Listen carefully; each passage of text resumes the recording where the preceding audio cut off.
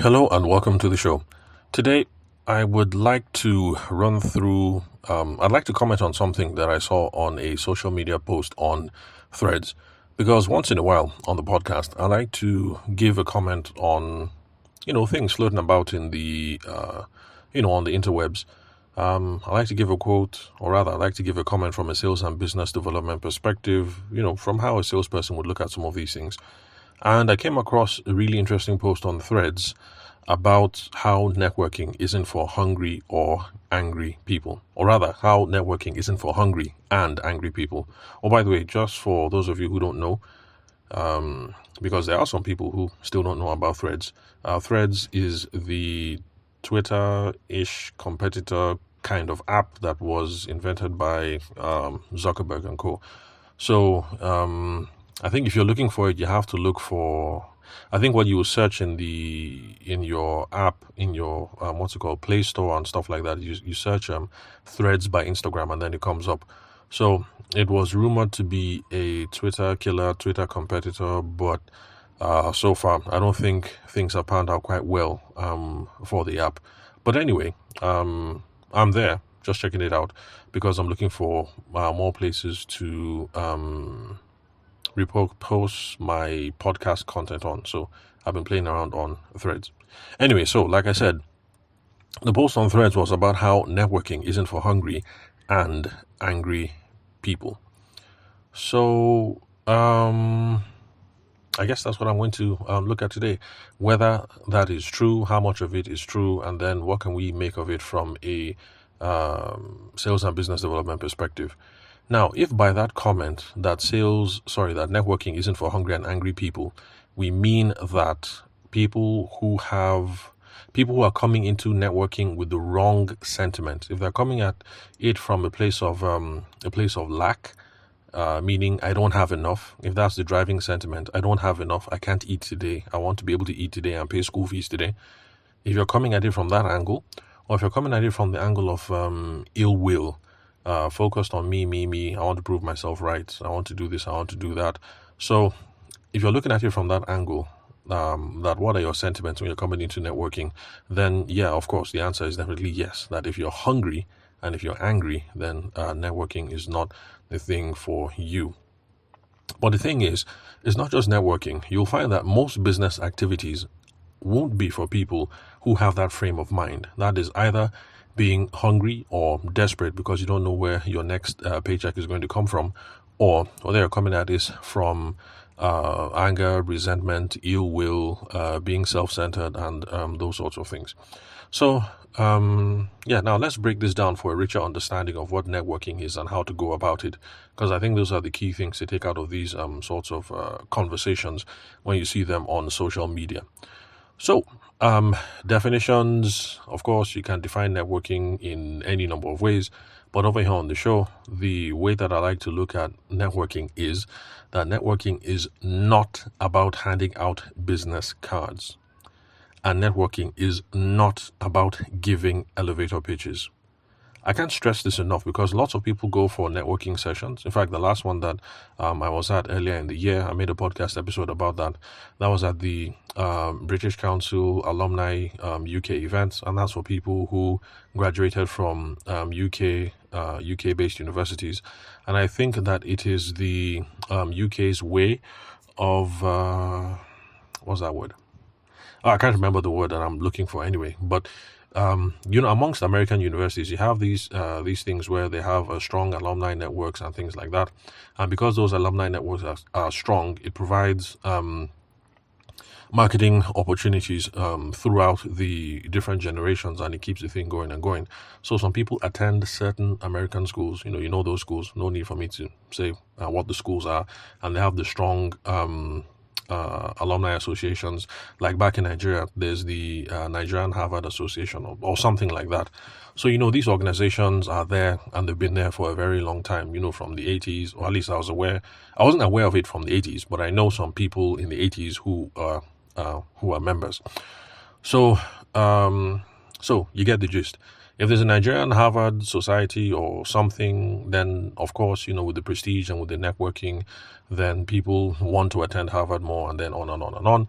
And I assume that Alumni UK, the UK government's efforts are trying to get that sort of thing going, so that with strong Alumni UK networks, it will serve as a marketing channel of more Nigerians attending UK universities. So yeah, so that was the last formal networking session I was at.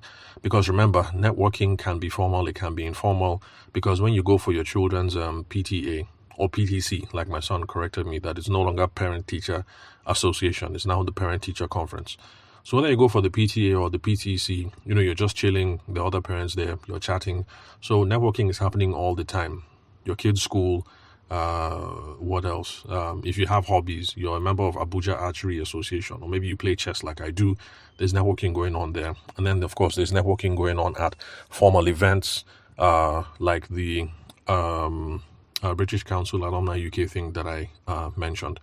So the reason why I'm stressing that networking is not about handing out business cards and elevator pitches is because lots of people show up to the PTA or to the PTC just to see how many business cards they can hand out to other parents. And you're not going to grow your business that way. In fact, you're being an ASS if you keep doing that. Because you'll be putting lots of people off. And then after a while, people just know that, oh, you're that obnoxious parent who's always handing out business cards. So showing up to the PTC to hand out business cards, or showing up to the chess club to hand out business cards, or showing up to Alumni UK, British Council Alumni UK event to hand out business cards is not effective networking. In fact, that's not what networking is about. It's also not about giving elevator pitches, because it's the same thing. There's sports day in school, you show up not just to support your child, but because you want to give elevator pitches to every single parent that is there. After a while, people just know you're like, okay, that's that obnoxious father, that's that obnoxious mom, and you have the reputation, everybody gives you space. And even if people want what it is that you have, I'm sure some of them will think like, man, this baby's really pushy, or this guy is really pushy, I'd rather deal with somebody else. So networking, not about handing out business cards, not about giving elevator pitches. However, am I saying that we should not hand out business cards and we should not give elevator pitches? By all means, do. But the focus is not on handing out the card or giving the elevator pitch or telling every single person, this is me, this is what I can do, this is why I'm the best. Rather, we should be trying to figure out who is in the room so that we can build profitable relationships around them in the future. The mistake that you business card and elevator pitch people are making is you're assuming that networking is what is happening now that we're in the room. Networking starts in the room, but the real networking is what happens after the event is over. What you do after the PTA or the PTC is done is what networking is. When you guys finish from the chess club meeting, the phone calls that you make, the houses that you visit, the messages that you send, that is where the real networking happens. Networking happens afterwards. So because of that, what you should be doing now that you're in the room, now that you are at the Alumni UK meeting, now that you are at the Christian Mothers Association meeting, now that you are at the Association of Muslim Accountants in Nigeria, while you're at that session, you're trying to figure out who is in the room that is worth building a relationship with in the future, worth building a profitable relationship in the future. So, if you do that, and you're handing out business cards and giving elevator pitches with that in view, then you're trying to figure out who is worth spending time with here, then your elevator pitches, your business cards, not going to be a problem. But don't go into networking thinking that is about talking about you, saying, this is me, this is why I am the best, this is why I am the greatest, this is why you should do business with me, this is why I'm the greatest thing that God has created, and blah, blah, blah. No. It's going there, walking up to people, hey, how are you doing? Ask questions about them. Why are they here? How did they join the association? What line of business are they into? Are there any problems that they're facing in their business? What are their goals, business or personal or religious or spiritual or whatever? You should be having all those sorts of questions. Now, the reason why this is a sales and business development perspective on the topic of networking is because salespeople, they know. There's no salesperson who assumes that you can go to a gig or go to a whatever today and hand out business cards today, and then tomorrow people will start calling you and getting business. Salespeople know that. So that's the reason why you won't find any salesperson, or rather any seasoned salesperson, going about an alumni UK event or a Muslim Accountants Association of Nigeria event, handing out business cards today, thinking that they'll get clients tomorrow. That's why salespeople go to these sort of events and they walk the room. They have conversations with everybody and they're trying to figure out who is here, who is worth talking to tomorrow, who is worth going to visit tomorrow, who is worth calling tomorrow, who is worth sending a LinkedIn request to tomorrow, blah, blah, blah. So networking is about reading the room, reading the context to see who is worth having conversations with now. If you have a conversation with people now, you can figure out who should you build relationships with later. So this is the problem for a hungry person. A hungry person needs business today. So the problem for a hungry person is networking would require delayed gratification. So yeah, that's the problem. That's why if you're hungry, networking is going to be hard, because a hungry person needs business today, but networking is looking towards building relationships that will yield fruit later. And the hard part is, even that later, we don't even know when that later is. The business might come next week. The business might come next month. It might come in 6 months, or it might come in 3 years. The thing is, we don't even know. So that's why if you're hungry, it's going to be rough. If you're hungry, what should you do? If you're hungry, what you need to do is direct response marketing and other kinds of activities that you can do today, and you can expect rewards in the near future. So if you're doing direct response marketing today, and today is January 1st, and you're hoping that business will start coming in January 15th, yeah, that's possible. But you can't do networking today, January 1st, and think that January 15th business will come in. It might. Chances are it's not going to. So if you're hungry, direct response marketing. Now, what about angry people? If you're trying to figure out who is in the room and who is worth talking to, it involves you to be other-oriented, thinking about other people. You have to do that because you already know who you are, you already know what your agenda is, and you already know what the outcomes you're striving for.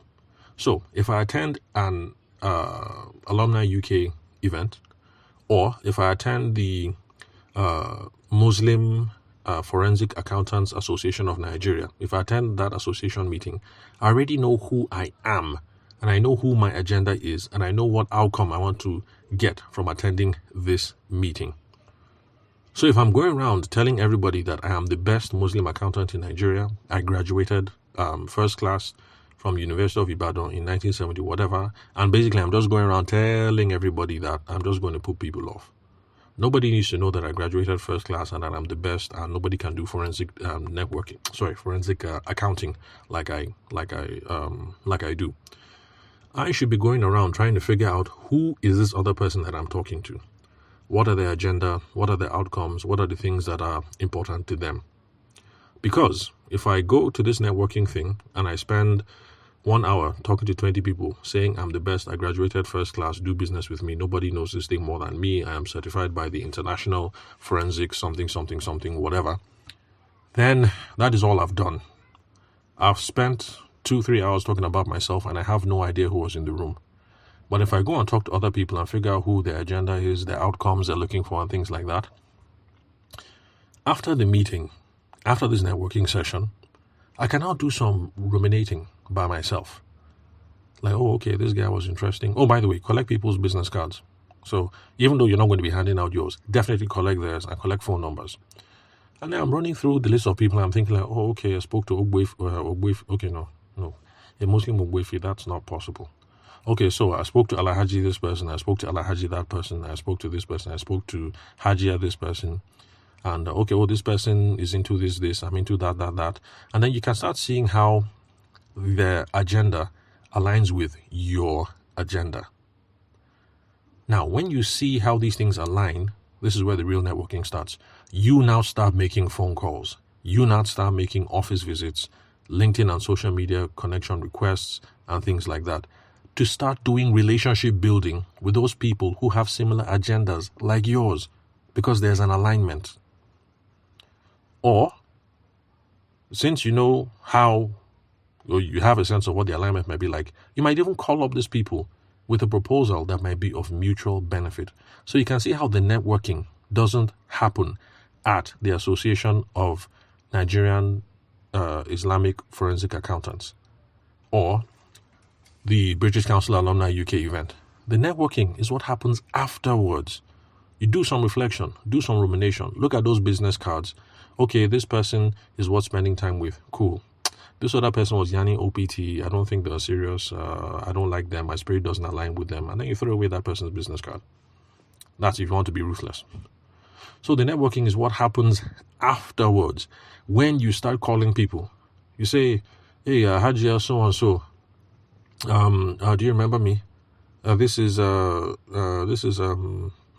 let me see. What Muslim name can I think of? This is Haruna. You spoke to me from some. I'm the graduate of... remember we spoke, we both went to OAU. So, oh, okay, yes, I remember you. Oh, hello, ma, blah, blah, blah. See, that's where the networking starts. You finish the event, and you think this Hajia Hassanatu was an interesting person to talk to because you guys both went to the same school and you're both interested in this, and you're trying to explore these kinds of business opportunities. So after the event, you call Hajia Hanatu up, introduce yourself. She won't remember because...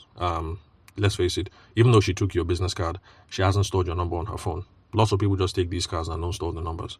And then you start the conversation from there. Basically just let her know you are that interesting guy from OAU, and you remember this part of the conversation that you guys had. There are some initiatives that you guys are working at in your own forensic accounting firm, and you think there might be opportunities to do business. So is Madam Hassanatu, is she free for a meeting next week, Wednesday at 8 a.m.?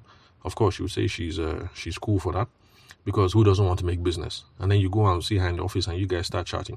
You start building mutual relationships, and then you start talking about specific proposals that can be of benefit to both of you. That is where the networking happens. Networking doesn't happen at the event. Networking happens after the event. So the other business people who are going to teach you about networking and focus on the event. But for those of us who have a sales and business development background, we know that at that event, nothing will happen. The event is just where we're just feeling each other out. Who is worth this? We're just feeling each other out. The real networking starts afterwards. So, to be able to do all of this, all this other focus activity, you have to let go of yourself for a while. Because being in the room means you're doing detective work or psychologist work on other people. If you are an angry person and you're constantly overrun by your ideas of what people owe you, or the injustices that have been meted out to you, or ill treatment against you, or how people are not giving you your due, or they don't recognize you for how handsome or how brilliant or how beautiful or how spectacular or how talented you are, if that's your frame of mind, you are not going to be able to be effective at networking. So if you're an angry person, what should you do? Well, apart from talking to a psychologist or talk to your imam or talk to your pastor, apart from that, you can use the anger as your fuel. There are some people who use that as their fuel. They use that as a chip on their shoulder to show people that, they're right after all. So like, people are not rating me, Abi. Maybe because I'm short, Abi, or from the wrong part of the country, I will show them. And you continue to grind, eventually you make it. So they will teach those people who look down on me. Or I will teach that girl who refused to date me when I was in uni. Or we teach all those stupid boys who didn't look at me when I was in uni. So yeah, you can use that as a chip on your shoulder. Although is that a healthy motivation to have to being successful in business and in life? I don't know. I'll leave that to the psychologists and the pastors and the preachers to answer. So if you're hungry and you're angry, networking, it's not for you. Because hunger requires you to focus on the short term that is going to put something in your belly today, maybe next week. Anger requires you to pay attention to yourself and not to other people. However, even if you're hungry and even if you're angry, I still recommend, that you put in the work and do the networking. Because if you do effective networking today, it means you will not go hungry next year. Think about networking as farming. You're farming crops and you're looking towards the harvest. So network today so you won't go hungry next year. So even if you're hungry, still, just it's hard, but don't go on aggressive sales mode. Just pipe low, calm down, do the networking right, Network today, you won't go hungry next year. Then, networking today also means building alliances and building strategic imperatives today that will make you a hit next year. So even if you're angry and you want to blow, you want people to see you, that you've arrived, that you've been right all along, all those people that said in your class that you will never succeed, everybody that chose to hang out with the cool kids, they didn't hang out with you because, you are one kind or you came from the wrong kind of family or something like that. Networking today, building those alliances today, means that you're going to hit next year. And then all those naysayers will see you and they'll be proved wrong. They'll be like, so that Ras boy in our class, is he the one that is a baller like that is not a millionaire? Him and Presido, they're now 5 and 6. Okay. So networking today, make sure that you blow next year or in 2 years or 3 years or whatever. So whether you're hungry or angry today, networking is still one of the surest ways to get food and to get revenge on people next year. So still do it. But for those of you who are hungry and you want to try direct response marketing, because that's what I spoke about. Actually, you should be trying 2 things, direct response marketing and direct response copywriting. How do you go about that? Well, it's very simple. Direct response marketing is just a strategy that you use in business to try and get results from people today, provided you know who the target audience is. So direct response marketing is not about building brand awareness. This is not about people should be aware of who I am or what I can do. You're trying to get immediate responses from people now. That is why it's called direct response. So all the things you put out are designed to get people to make a purchase, to buy today, or to sign up for your newsletter today, or to request for more information today. Because if they join your newsletter today, or they give you information today, you can try to sell them something tomorrow. But you can see that direct response marketing is we're trying to get something now, that can either give us money now, if we get them to buy now, or that we can use to start pursuing them next week to try and get money from them next week. So the key characteristics of direct response marketing is, number 1, measurable results. You can look at conversion rates, and that's stuff you see now why topics we talk about over here on the podcast, you see how they tie into other things eventually, because we had a whole series on conversion rates. So you check conversion rates, return on investment. If I put 50 naira in, how much money did I get out? And then customer acquisition costs. You advertised here, you got the customer, how much did you spend for that customer to come? Then you also need clear calls to action when you're doing direct response marketing. So this is not branding. You have to be direct. Buy now. Buy today. To take advantage of this 20% offer, call 07 blah blah blah blah blah now. Sign up to XYZ or call today. Deadline Friday 21st July something. You can see that all that kind of language is people should buy now or take action now. And then it has a strong focus on the offer. 50% off, 80% off, or do this to achieve so and that. You have, plenty of language about why this offer is so great. You're highlighting the benefits, the value proposition to the people that you are talking to. So now direct response copywriting, is a marriage. They both work the same way. So direct response copywriting is just the things that you write that are trying to persuade people and try to compel people to take immediate action.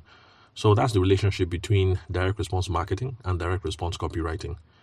Direct response marketing is sort of like the strategy. Direct response copywriting is the tactics, the actual words that you are writing on a sheet of paper or that you're typing out on the computer screen.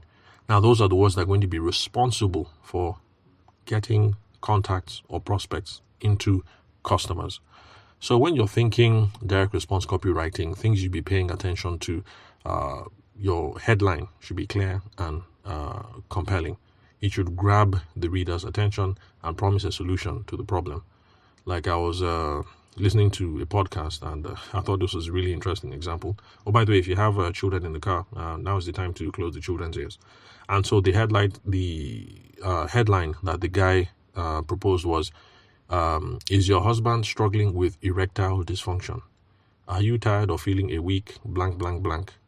Then buy this watermelon herb, mix it with so, and get pregnant within 3 weeks or something like that. Now I know that that's a ridiculous copy, but you get the idea. You know who the audience is. You know what the problem is. You have a very clear and compelling headline. Are you suffering this problem? Anybody who is suffering that problem, that ears will perk up. This is the solution. Buy my thing and use it this way, and this will be the result. So the benefits, the copy also has to focus on the benefits or the results. So like in this example that the guy gave, which is buy this thing today and guaranteed you'll be pregnant in 2 months. So it's giving strong benefits for the person who is listening.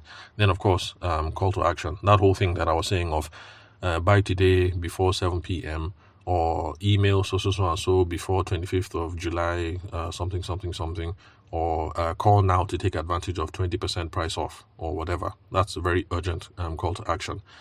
Then, so the things that you're going to be doing if you're going to be running these kinds of things, direct response copywriting, direct response marketing, you'll be focusing on sales letters, email campaigns, landing pages. Some people say television commercials, television and radio advertising. Although in my own opinion, if you have enough money for television advertising and radio advertising, then I guess you are not that hungry to begin with, because people who have money for TV adverts, they have bar. So you can't say you're hungry if you have enough bar to run TV adverts.